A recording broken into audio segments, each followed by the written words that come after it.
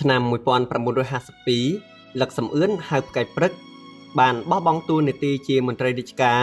រត់ទៅភ្នំដងរែកដើម្បីចូលរួមចលនាតស៊ូខ្មែរអិសរាជជាមួយសឹងអុកថាញ់មុនពេលចេញដំណើរមួយថ្ងៃនៅពេលយប់គណៈកម្មការខ្សែរយៈតស៊ូសម្ងាត់របស់សឹងអុកថាញ់បានរៀបចំពិធីជប់លៀងមួយនៅភោជនីយដ្ឋានលីម៉ៅដោយមានតំណាងខ្សែរយៈសម្ងាត់របស់មេអិសរាជ2នាក់ចូលរួមគឺម្នាក់ជានាយការិយាល័យនៅសាលាក្រុងភ្នំពេញនិងម្នាក់ទៀតជាភ្នាក់ងារនគរបាលនៅគីឡូម៉ែត្រលេខ6ព្រមទាំងនារីជាអ្នកនាំផ្លូវម្នាក់មកពីក្រុមអិសរាជងួនហុងផងដែរពេលនោះលឹកសំអឿននឹកស្មានថាមានតែរូបគាត់និងអ៊ូអូន2នាក់ប៉ុណ្ណោះផ្ទុយទៅវិញគាត់ឃើញមិត្តភក្តិគាត់ជាសិស្សចំនួន4នាក់ទៀតគឺអឹងមេងក្រួយដងតាល់ថាច់ចេននិងសឿនសូនក៏បានស្ម័គ្រចិត្តទៅចូលរួមក្នុងចលនាតស៊ូនៅភ្នំដងរែកនោះផងដែរ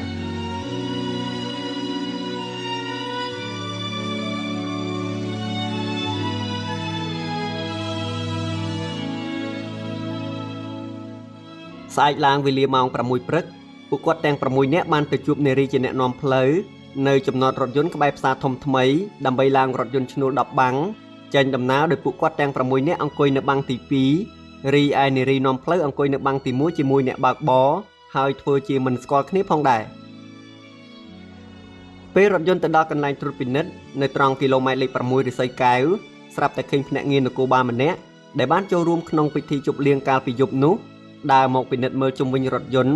ហើយមុនពេលរថយន្តចេញដំណើរទៅមុខទៀតភ្នាក់ងារនគរបាលនោះក៏បានជូនពរពួកគាត់ថាសូមឲ្យបងប្អូនទាំងអស់គ្នាដែលធ្វើដំណើរនៅថ្ងៃនេះប្រកបតែនឹងសេចក្តីសុខសេចក្តីចម្រើនហើយសូមកុំឲ្យមានឧបសគ្គអ្វីនៅតាមផ្លូវឯសោះរថយន្តក៏បើកបន្តដំណើរទៅមុខទៀតរហូតដល់ប្រហែលម៉ោង7កន្លះបានទៅដល់ទីប្រជុំជនតាំងគោកមានប៉ុស្តិ៍ត្រួតពិនិត្យមួយទៀតដោយមានដាក់ឈើវែងមួយរាំងទទឹងផ្លូវ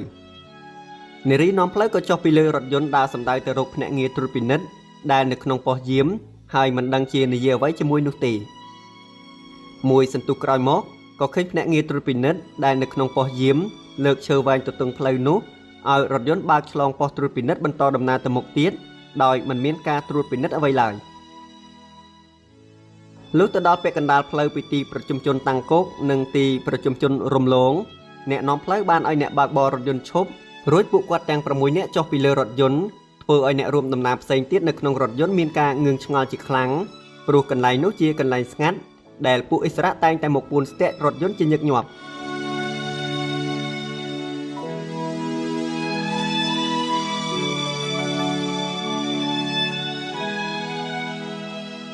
ក្រោយពីពួកគាត់ចុះអស់រថយន្តក៏បានបើកបន្តដំណើរទៅមុខទៀតរហូតបាត់ស្រមោលនារីជាអ្នកនាំផ្លូវក៏បាននាំពួកគាត់ដើរទៅទិសខាងត្បូងផ្លូវជាតិលេខ6បានចម្ងាយប្រមាណ5គីឡូម៉ែត្រក៏បានទៅដល់ភូមិមួយដែលមានអ្នកយាមប្រដាប់អាវុធ3នាក់ស្រែកប្រាប់គ្នារបស់ពួកគេថាចែកចេញត្រឡប់មកវិញហើយពេលនោះទើបពួកគាត់ស្គាល់ឈ្មោះនារីនាំផ្លូវនោះហើយដឹងថានារីនោះជាកូនចៅចិនទៀតផងពួកគេបាននាំពួកគាត់ទៅស្នាក់នៅផ្ទះមួយស្ថិតនៅកណ្ដាលផ្លូវភូមិដោយមានយុទ្ធជន3នាក់មានអាការៈស្រវឹងស្រានៅរងចាំទទួលក្រោយពីទទួលទានបាយថ្ងៃត្រង់រួចគេឲ្យពួកគាត់សម្រាកនៅលើផ្ទះឈើនោះដើម្បីរងចាំជួបមេបញ្ជាការខ្មែរអិសរាជឈ្មោះងួនហុងនិងនាយស្នងការនយោបាយឈ្មោះសាឡុតឆាយជាបងប្រុសបង្ការរបស់សាឡុតសឬប៉ុលពតនៅពេលរងចាំយុទ្ធជនទាំង3នាក់ដែលមានអាការៈស្រវឹងស្រានោះបាននាំគ្នានិយាយអួតអាងផ្ដេសផ្ដាសតែរៀងខ្លួនដែលស្ដាប់ទៅវាមិនសមស្របនឹងសម្ដីអ្នកតស៊ូមានឧត្តមគតិជាតិទាល់តែសោះលុះដល់ពេលល្ងាចប្រហែលម៉ោង6ពួកគេក៏បាននាំពួកគាត់ទៅកន្លែងថ្មីមួយទៀតតែនៅក្នុងភូមិដដែលនោះដែរមានអ្នកភូមិរៀបចំបាយទឹកទទួលរួចជាស្រេចពេលនោះហើយដែលពួកគាត់បានជួបមេបញ្ជាការខ្មែរអិសរាជឈ្មោះងួនហុងនិងនាយស្នងការនយោបាយឈ្មោះសាឡុតឆាយព្រមទាំងសហការីមួយចំនួនទៀត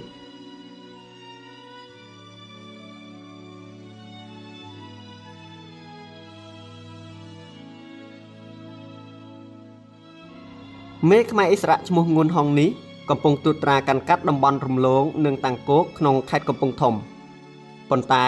នៅវេលាម៉ោង8យប់ស្រាប់តែពួកគាត់ឃើញម្ដាយរបស់សឿនសូនព្រមទាំងវិជ្ជបណ្ឌិតអឹងពីងជាបងប្រុសបង្ការរបស់អឹងមេងក្រួយបានធ្វើដំណើរមកតាមអង្វរអ្នកទាំងពីរនេះឲ្យវិលត្រឡប់ទៅផ្ទះវិញ ព ដោយសារម្ដាយយំអង្វរខ្លាំងពេកសឿនសូនក៏សឹកចិត្តត្រឡប់ទៅតាមម្ដាយវិញចំណែកអឹងមេងក្រួយមិនព្រមត្រឡប់ទៅតាមបងប្រុសរបស់គាត់វិញជាដាច់ខាតពេលនោះមេបញ្ជាការងួនហងបានសម្ដែងនៅការរំភើបរីករាយចំពោះលឹកសំអឿននិងគ្នាគាត់ទាំងអស់ដែលបានស្ម័គ្រចិត្តមកចូលរួមជាមួយចលនាតស៊ូក្រោមការដឹកនាំរបស់សឺងុកថាញ់ហើយក្រុមរបស់គាត់ដែលតស៊ូយូរហើយនោះក៏បានត្រៀមខ្លួនទៅចូលរួមជាមួយសឺងុកថាញ់ផងដែរងួនហងបញ្ជាក់ថាពេលនេះពួកយើងរងចាំតែអ្នកនាំផ្លូវដែលសឺងុកថាញ់បញ្ជូនឲ្យមកនាំពួកយើងធ្វើដំណើរទៅកាន់ភ្នំដងរែកជាមួយគ្នាប៉ុណ្ណោះចំណែកសាឡុតឆាយក្រោយពីបានថ្លែងអំណរសាទរចំពោះវត្តមានរបស់ពួកគាត់មកក៏បានបញ្យល់អំពីសភាពការនយោបាយស្រុកទេសយ៉ាងក្បោះក្បាយរហូតដល់យប់ជ្រៅក៏បាននាំគ្នាដេកនៅក្នុងភូមិនោះទាំងអស់គ្នាលុះដល់យប់ស្អែកពួកគាត់ត្រូវបានគេឲ្យទៅនៅក្នុងក្រុមបញ្ជាការកណ្ដាលរួចចេញពីភូមិទៅដេកនៅក្នុងរោងប្រក់ស្លឹកត្នោត3ខ្នងមួយកន្លែងស្ថិតនៅក្នុងព្រៃរបស់មានត្រពាំងទឹកធំមួយចម្ងាយពីភូមិប្រមាណ1គីឡូម៉ែត្រពេលនោះទើបលឹកសំអឿនដឹងថាចលនាតស៊ូខ្មែរអិសរៈងួនហុងនេះគ្មានទីតាំងច្បាស់លាស់ទេគឺត្រូវផ្លាស់ប្ដូរទីតាំងពីមួយកន្លែងទៅមួយកន្លែងនៅក្នុងតំបន់ដែលពួកគេចូលទៅគ្រប់គ្រងជាបណ្ដោះអាសន្នហើយពួកគេអាចរស់នៅបានដោយសារការដើរឃោសនាសុំជំនួយឧបត្ថម្ភប្រកាសបាយទឹកពីអ្នកភូមិប៉ុណ្ណោះ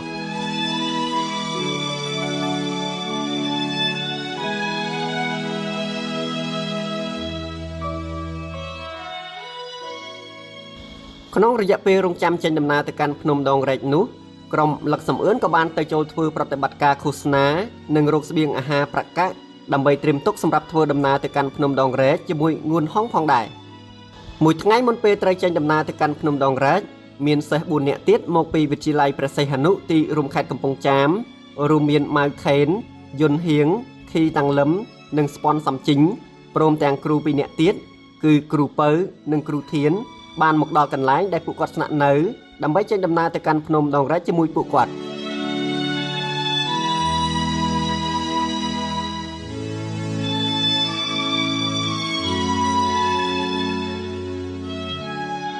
លុះស្អែកឡើងពេលចាប់ផ្ដើមចេញដំណើរ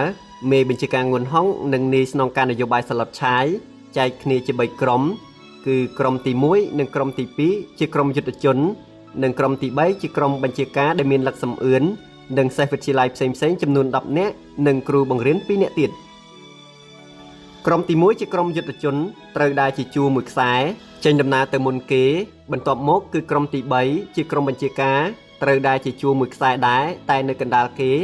និងក្រុមទី2ជាក្រុមយុទ្ធជនត្រូវដើរជាជួរមួយខ្សែនៅខាងក្រោយគេក្រុមនីមួយៗមានឆ្នាំងបាយមួយឆ្នាំងសម្លមួយផែនទីមួយនិងត្រីវិស័យមួយហើយម្នាក់ត្រូវស្ពាយស្បោងអង្ករមួយចំនួន20កំប៉ុង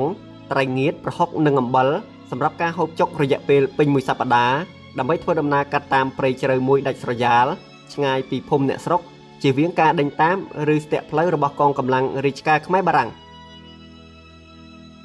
ពួកគាត់ចាប់ផ្ដើមធ្វើដំណើរពីម៉ោង6ល្ងាចរហូតដល់ម៉ោង7ទៅ8ព្រឹកទើបឈប់ចម្អិនម្ហូបអាហាររួចសម្រាករហូតដល់ពេលបាយល្ងាចទើបបន្តដំណើរទៅមុខទៀតរយៈពេល5ថ្ងៃនៃការធ្វើដំណើររបស់ពួកគាត់នៅលើទឹកដីខេត្តកំពង់ធំពួកគាត់បានដើរឆ្លងកាត់ព្រៃស្រោងដ៏ធំមួយដែលសម្បូរទៅដោយហ្វូងសត្វទន្សោងគោព្រៃប្រើរមាសក្តាន់ឆ្លុះជាច្រើនអនេក2ថ្ងៃបន្ទាប់មកពួកគាត់បានធ្វើដំណើរទៅដល់ទឹកដីនៃខេត្តសៀមរាបពួកគាត់បានចាត់គ្នាមួយចំនួនឲ្យចូលទៅក្នុងភូមិមួយស្ថិតនៅខាងជើងឈៀងកង្កើតនៃភ្នំគូលែនដើម្បីរកស្បៀងពេលនោះពួកគាត់ត្រូវដេកនៅក្នុងព្រៃក្បែរភូមិនោះអស់រយៈពេល2ថ្ងៃ1យប់ព្រោះអ្នកភូមិមិនអាចផ្ដល់អង្ករឲ្យបានគ្រប់គ្រាន់ដល់ពួកគាត់ភ្លាមព្រោះត្រូវចំណាយពេលពេញមួយថ្ងៃទៀតដើម្បីបុកស្រូវយកអង្ករឲ្យបានច្រើនគ្រប់គ្រាន់តាមសំណុំពររបស់ពួកគាត់ពេលនោះដែរពួកគាត់ក៏បានទិញគោមួយក្បាលនិងជ្រូកមួយក្បាលពីអ្នកភូមិដើម្បីកាប់ប្រលះយកសាច់ហាលធ្វើងៀតផងដែរ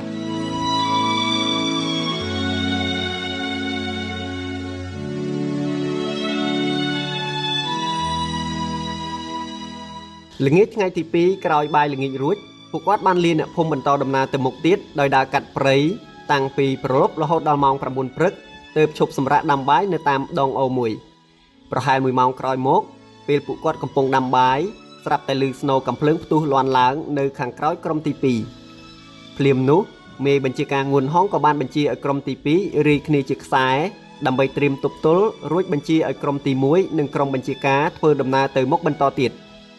ពេលនោះ ពួកគាត់ខ្លះកំពុងដាំបាយនិងខ្លះកំពុងដេកសម្រាកក៏បានប្រញាប់ប្រញាល់រត់ចូលឆ្នាំងដែលបាយកំពុងពុះមួយសន្ទុះក្រោយមកទើបក្រុមទី2បានដកថយតាមមកក្រោយពួកគាត់ដែរ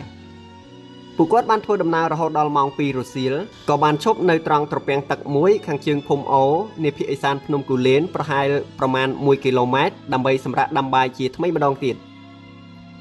នៅទីនោះដោយសារឆ្នាំងបាយបាត់អស់ពួកគាត់បានយកក្រមាមកវិចអង្កររួចយកទៅត្រាំទឹករួចជីករណ្ដៅមួយ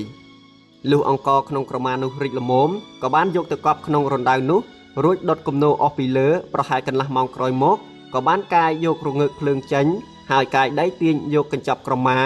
ដែលដាក់អង្ករកប់ក្នុងដីនោះចេញមកវិញឃើញអង្ករនោះឆ្អិនក្លាយជាបាយដូចគេកំពុងដាំក្នុងឆ្នាំងផងដែរ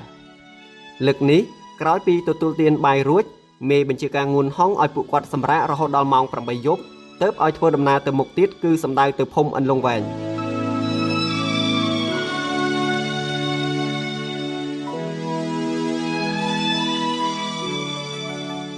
បន្ទាប់ពីធ្វើដំណើររហូតដល់ថ្ងៃត្រង់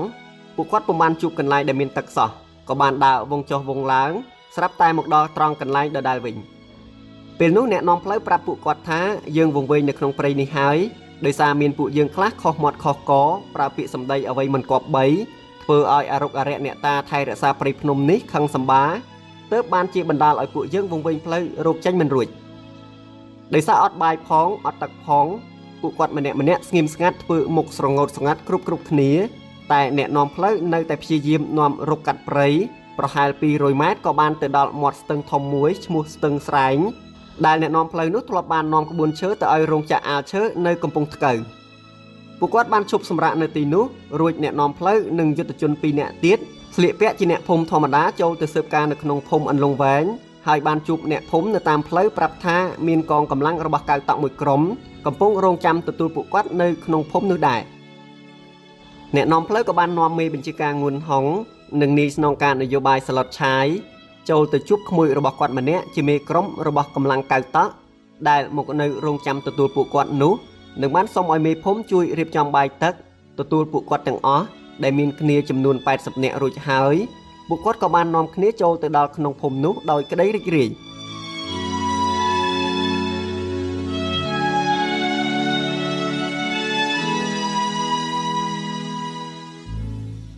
លុះទទួលទានបាយល្ងាចរួចប្រហែលម៉ោង 8 យប់ពួកគាត់ក៏បានចេញដំណើរពីភូមិអន្លង់វែងតម្រង់ទៅភូមិតារៈបន្តទៀតរហូតដល់ម៉ោង 1 រំលងអាធ្រាត្រទើបបានទៅដល់និងបាននាំគ្នាសម្រាកនៅភូមិតារៈនោះតែម្ដងលុះព្រឹកឡើងម៉ោង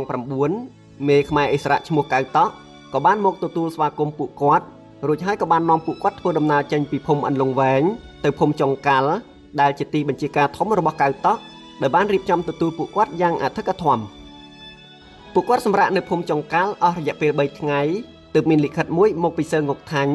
ឲ្យមេបញ្ជាការងួនហុងនិងសាឡុតឆាយព្រមទាំងសិស្សវិទ្យាល័យ 9 នាក់គឺលឹកសំអឿនអឹងម៉េងក្រួយថាច់ចេនអ៊ូអូនដងតាល់ដែលមកពីវិទ្យាល័យព្រះស៊ីសុវត្ថិនិងម៉ៅខេនយុនហៀងខីតាំងលឹមនិងស្ពាន់សំជីងមកពីវិទ្យាល័យព្រះសីហនុកំពង់ចាមព្រមទាំងគ្រូ 2 នាក់ទៀតគឺគ្រូពៅនិងគ្រូធានឡើងទៅជំរុំអូស្មាច់ចំណែកកម្លាំងដែលនៅសេសសល់ទាំងប៉ុន្មានត្រូវនៅជំរុំចុងកាល់នោះបន្តសិន